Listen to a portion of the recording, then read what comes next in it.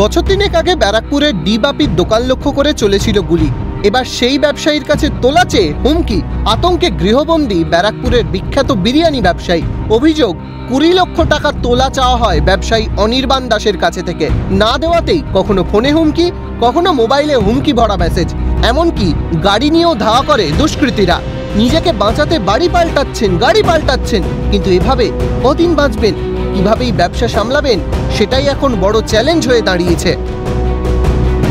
আমি রাত্রির বেলায় 1টা-1.5টা নাগাদ যেরকম সাধারণভাবে প্রত্যেক দিনই করি, দোকানদারি কমপ্লিট করে ফিরছিলাম মধ্যমগ্রাম আউটলেট থেকে।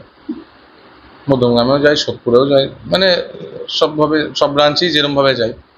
তো পরশু দিনকে ইনসিডেন্টটা হয়েছে রাত্রির বেলা, তখন 1:10-20 এরকম হবে।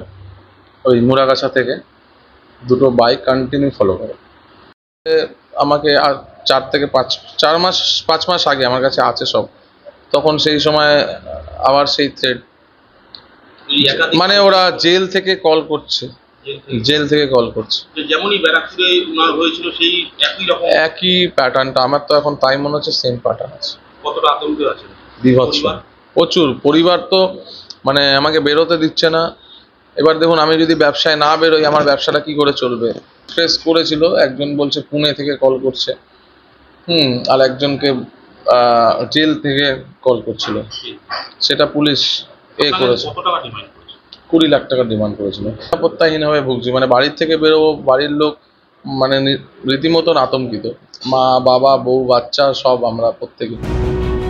ব্যবসায়ীর দাবি, ভিন রাজ্য থেকে বিভিন্ন নম্বর থেকে ফোন মেসেজ আসছে দিন রাত, যার বেশিরভাগ বিহারের। দুশ্চিন্তা নিয়েও দিন যাপন করতে হচ্ছে ব্যবসায়ীর পরিবারকে। অনির্বাণ নিজে মোহনপুর পঞ্চায়েতের সদস্য, কিন্তু এখন আতঙ্কে বন্দিদশায় কাটাচ্ছে জীবন। ব্যবসা করলেই কি টাকা দিতে হবে তোলাবাজদের? প্রশ্ন ব্যবসায়ী অনির্বাণ দাসের। এর আগে গুলি হলো এক ব্যবসায়ী, তারপর আবার ব্যবসায়ীকে হুমকি, তাহলে কি ব্যারাকপুর কোনোদিন শান্ত হবে না? এটাই প্রশ্ন রয়ে গেল। ব্যারাকপুর থেকে সুফল মজুমদারের সঙ্গে শান্তনু আচার্য, ক্যালকাটা নিউজ।